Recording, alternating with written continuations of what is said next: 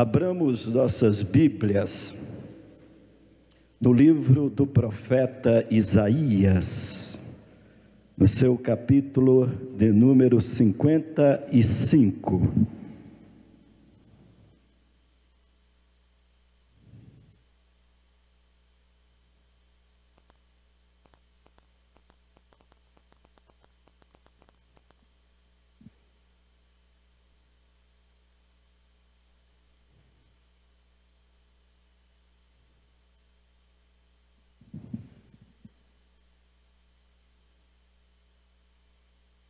Isaías capítulo 55.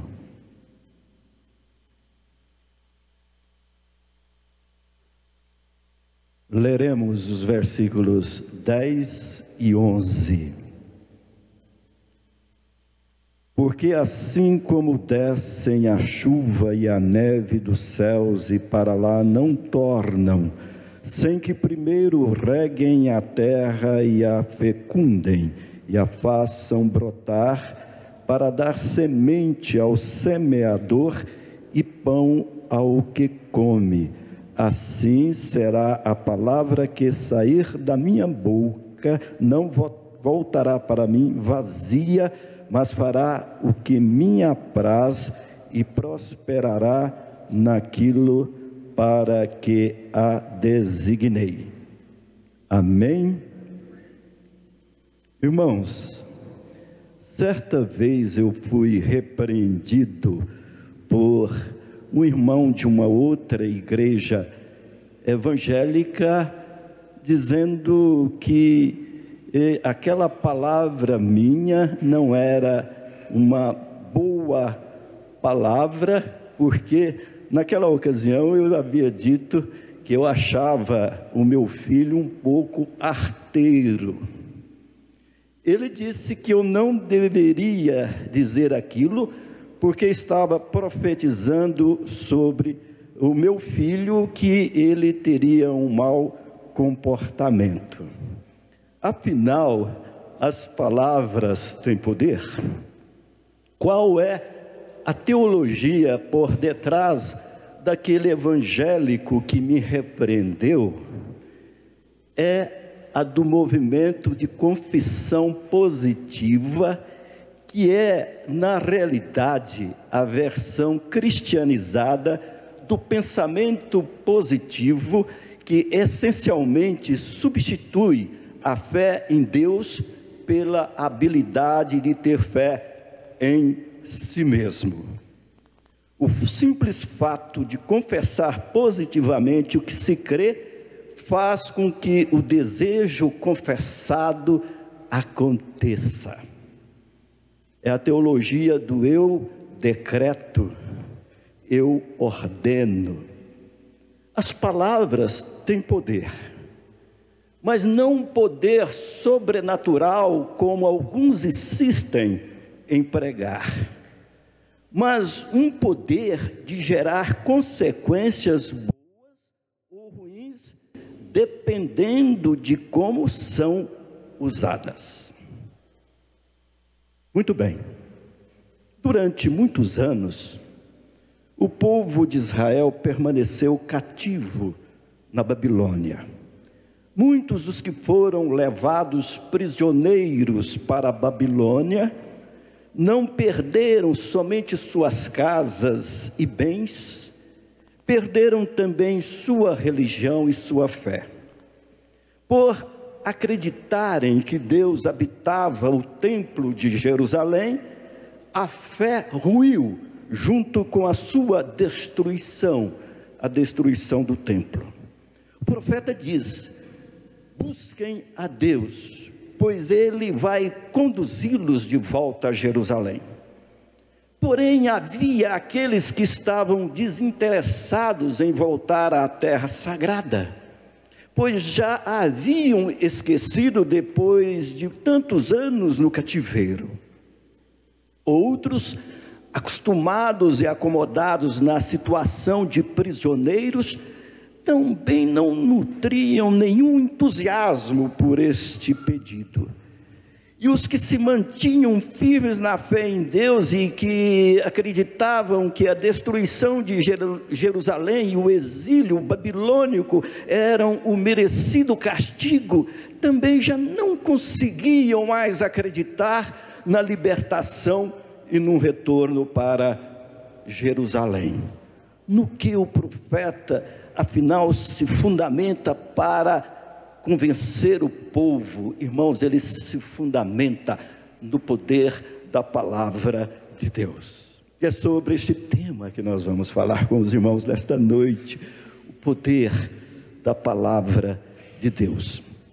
Primeiramente, o texto vai nos dizer que a palavra de Deus tem poder, ou a palavra de Deus é poderosa, porque ela não volta vazia. Assim será a palavra que sair da minha boca, não voltará para mim vazia. Esse texto, irmãos, já serviu para mim muitas vezes de consolo como pastor, porque muitas vezes nós pastores pregamos esta palavra, anunciamos o desígnio de Deus, dizemos para as nossas ovelhas o que eu como pastor, o que nós como pastores, o que a igreja deve fazer, deve agir, deve colocar em prática. E muitas vezes nós sentimos que essas palavras não estão alcançando o seu objetivo, na nossa humanidade, na nossa pequenez. Mas quando eu olho para esse texto, é um texto claro, simples, que diz que a palavra de Deus não volta vazia. Quando eu prego, quando nós pregamos, nós estamos anunciando esta palavra poderosa, que ela pode ser palavra de salvação ou também palavra de destruição. Esse texto serve também de consolo para os pais que falam insistentemente aos seus filhos sobre a palavra de Deus e eles nunca escutam.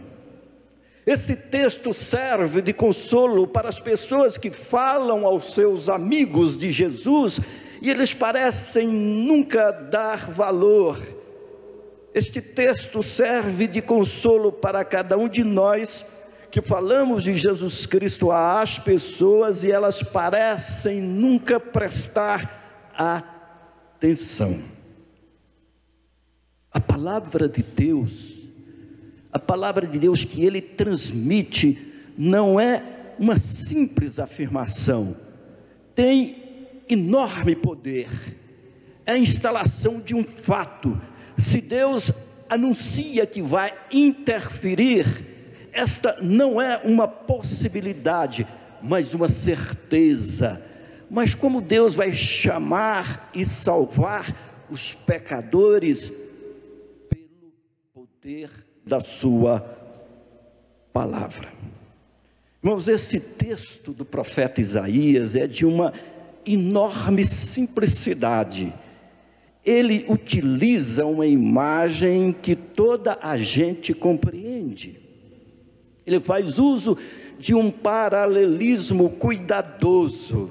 Ele diz: assim como a chuva cai com abundância e de si mesma produz plantas e colheitas úteis, com a finalidade de suprir as necessidades físicas das pessoas, assim também a palavra de Deus é derramada abundantemente, visando suprir as necessidades espirituais do homem.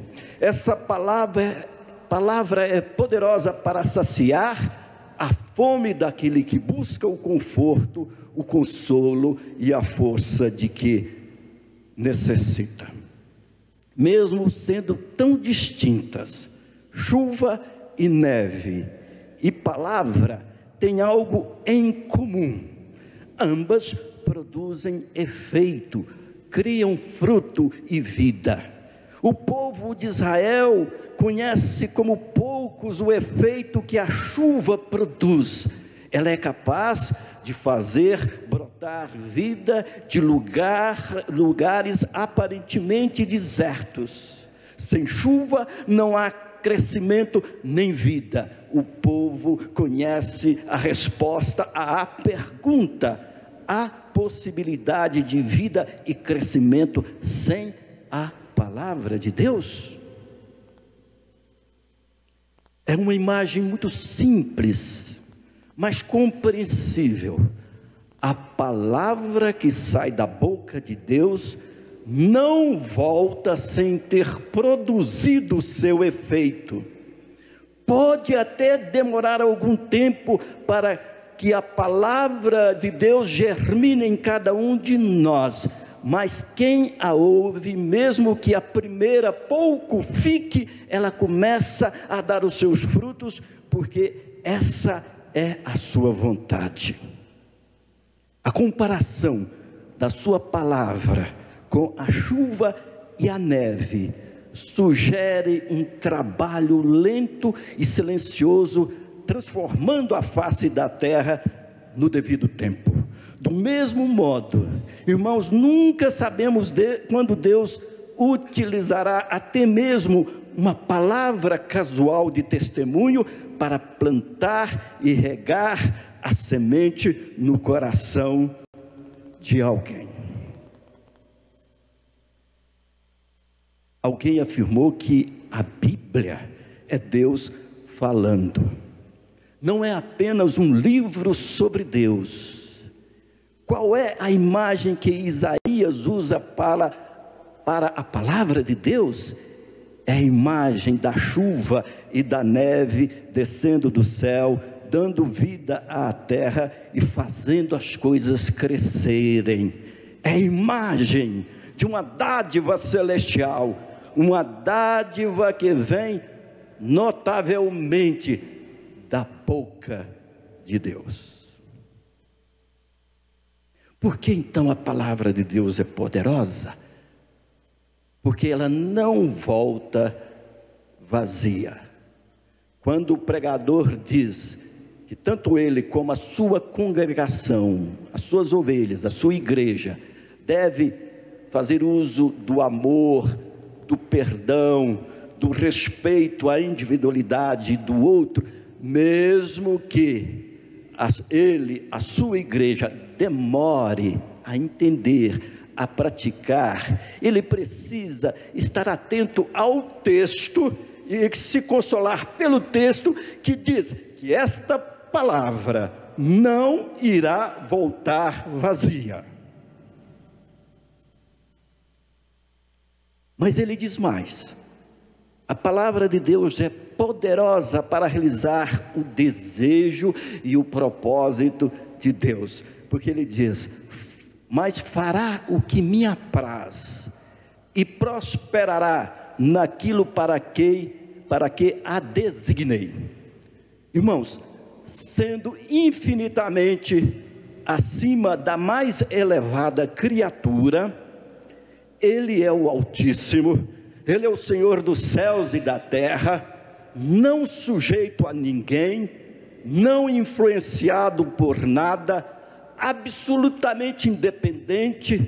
Deus age como lhe apraz, somente como lhe apraz, sempre como lhe apraz. Ninguém consegue frustrá-lo ou impedi-lo. Assim, sua palavra declara expressamente: o meu conselho será firme e farei toda a minha vontade. Isaías 46, versículo 10. E farei toda a minha vontade. Já no capítulo 14 do seu livro, Isaías, no versículo 27, diz: pois esse é o propósito do Senhor dos exércitos, quem pode impedi-lo? Sua mão está estendida, quem pode fazê-la recuar? Quando Deus estende a sua mão, quem aqui tem a capacidade no céu e na terra, as criaturas angelicais têm o poder de fazer com que a sua mão recue? Ninguém. Irmãos, nenhum plano, propósito ou promessa de Deus se frustra. Ele pode fazer e realizar tudo o que quiser, desejar e planejar em nossas vidas. Nada do que Deus planeja nos frustra ou se tem erros, pois Deus nunca nos decepciona, mas sim, sempre nos surpreende e abençoa, já que tudo que promete e planeja simplesmente se realiza perfeitamente e surpreendentemente. Ninguém pode impedir que a vontade de Deus seja realizada, pois Deus age aos poucos ou de repente. Ninguém pode detê-lo ou fazê-lo parar ou desistir.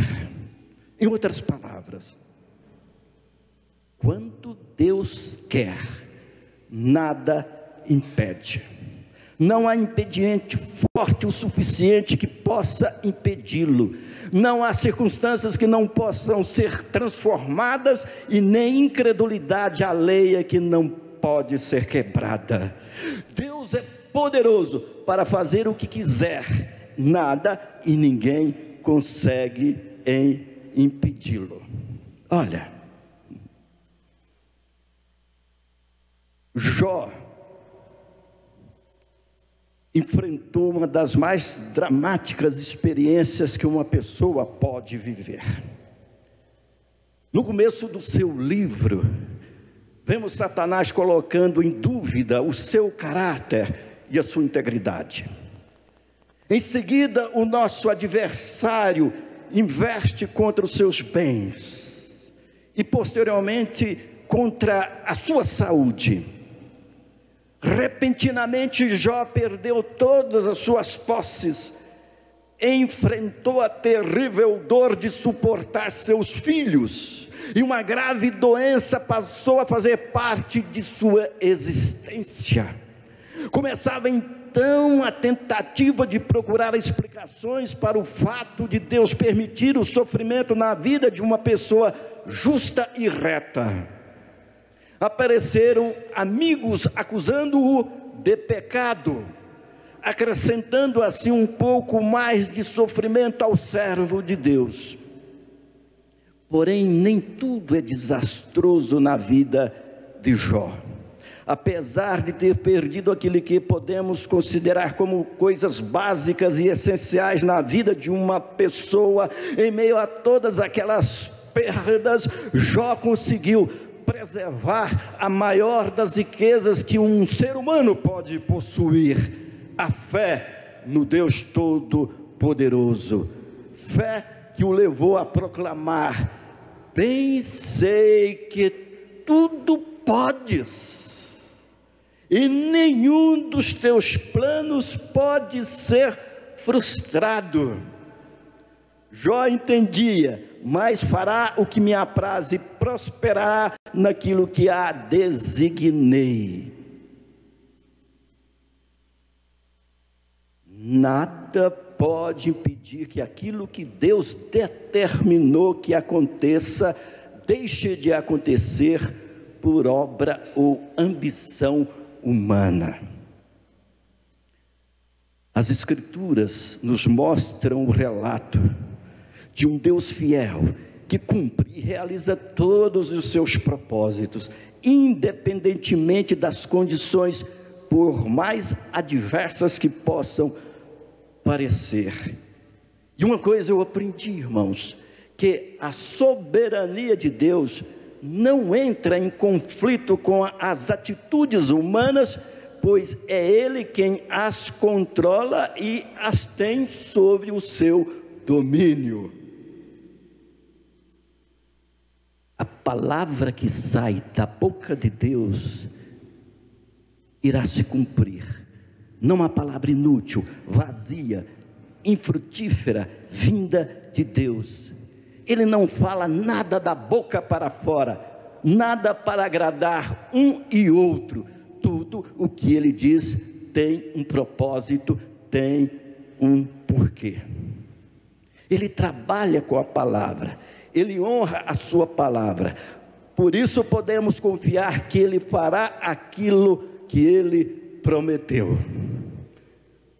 Quando Josué estava velho e farto de dias, reuniu o povo de Israel e disse: eis que vou hoje pelo caminho de toda a terra, e vós sabeis em vossos corações e em vossas almas que não tem falhado uma só palavra de todas as boas coisas que a vosso respeito falou o Senhor vosso Deus. Olha o que Josué diz para o povo de Israel: nenhuma delas falhou, mas todas se cumpriram. Josué capítulo 23, versículo 14.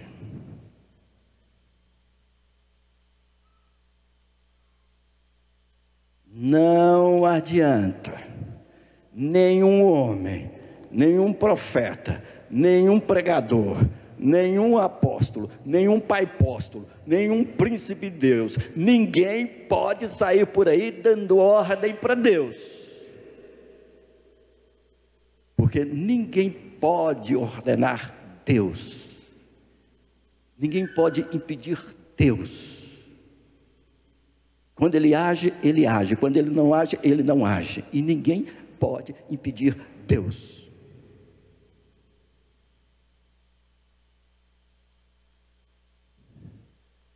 Certa vez alguém me questionou sobre um pregador que levou multidões a se converter a Jesus e depois ele caiu em desgraça. E a pessoa disse assim: mas e essas pessoas que foram salvas por ele? Eu falei: aí está o seu erro. Essas pessoas não foram salvas por ele. Essas pessoas foram salvas pelo poder de Deus, pelo poder do Evangelho. O apóstolo Paulo afirma sobre o Evangelho: não me envergonho do Evangelho, porque é poder de Deus para a salvação.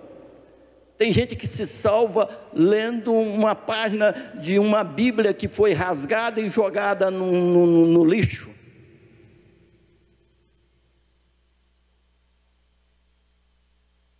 E aí? Agora, você percebe que toda a palavra do Antigo Testamento tinha um desígnio: apontar para aquele que era a própria palavra poderosa de Deus, o verbo de Deus, palavra de Deus, Jesus Cristo, apontar para a vinda do Salvador. E o livro de Hebreus vai nos dizer que é em Jesus Cristo que a comunicação de Deus atinge sua perfeição. Jesus mesmo é a palavra.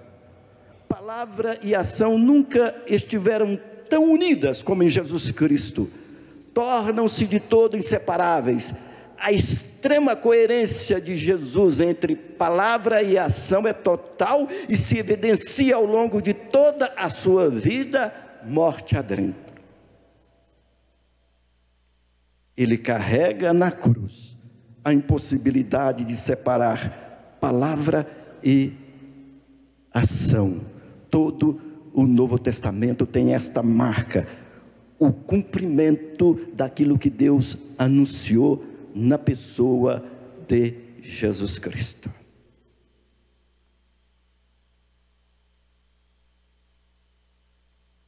Porque a palavra de Deus é poderosa. Irmãos, a única palavra que tem poder sobrenatural é a palavra de Deus.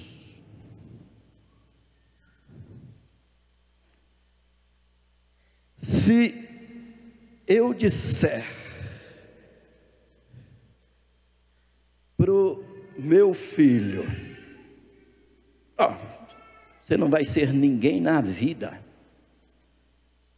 Pode gerar consequências ruins na vida dele.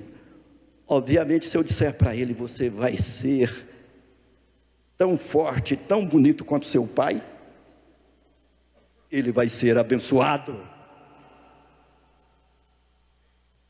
Entendeu? Graças a Deus, porque, irmãos, quantas e quantas palavras ruins foram dirigidas a mim pelo meu pai, e eu estou aqui vivo. Eu estou aqui vivo. Obviamente, de alguma maneira, me chateou, me influenciou, mas a palavra dele não tinha nenhum poder sobrenatural. O homem não tem nenhum poder sobrenatural na sua palavra, só Deus tem. É isso que a Bíblia diz, e nós precisamos compreender assim. A única palavra que tem poder sobrenatural é a palavra de Deus. Por isso que Paulo vai dizer que o Evangelho é o poder de Deus para salvar o homem, não é o poder da minha palavra. Quantas e quantas vezes eu subi neste púlpito amarrotado, chateado, porque alguém falou de mim, alguém me prejudicou, e tal, e eu chego aqui, mas eu chego para transmitir a palavra poderosa de Deus, e não a minha, e às vezes me surpreendo, porque essa palavra de Deus alcança alguém, que depois do decorrer da semana diz para mim, que palavra abençoada, que palavra poderosa, não a minha, mas a da Bíblia. Porque a palavra de Deus é poderosa, porque não volta vazia. Deus compara a sua palavra à chuva e à neve que descem do céu, e bem sabemos que nenhuma das duas volta para o céu sem cumprir o seu papel, sem molharem a terra. Assim é a palavra de Deus. Quando ela entra no ouvido de alguém, ela faz aquilo que Deus quer.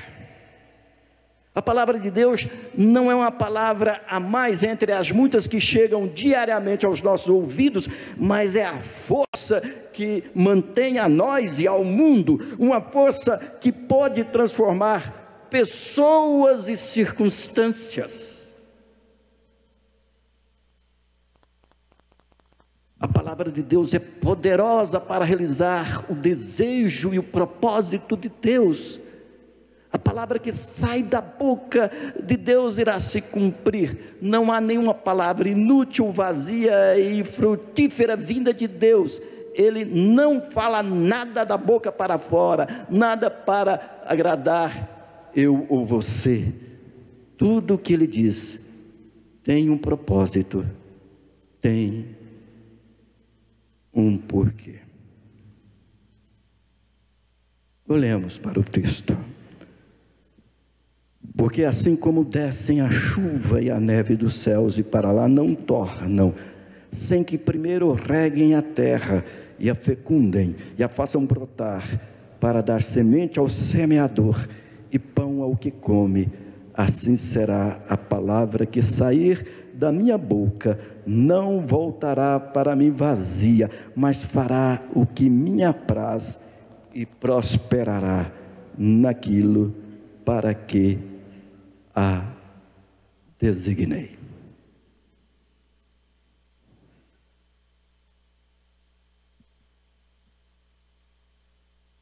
Eu tenho certeza absoluta, você que entrou neste templo para ouvir a palavra de Deus e não a do pregador, tenho certeza que esta palavra irá mudar a sua vida, se não hoje, amanhã, depois de amanhã, mas eu tenho a certeza, isso me consola, que ela não voltará vazia.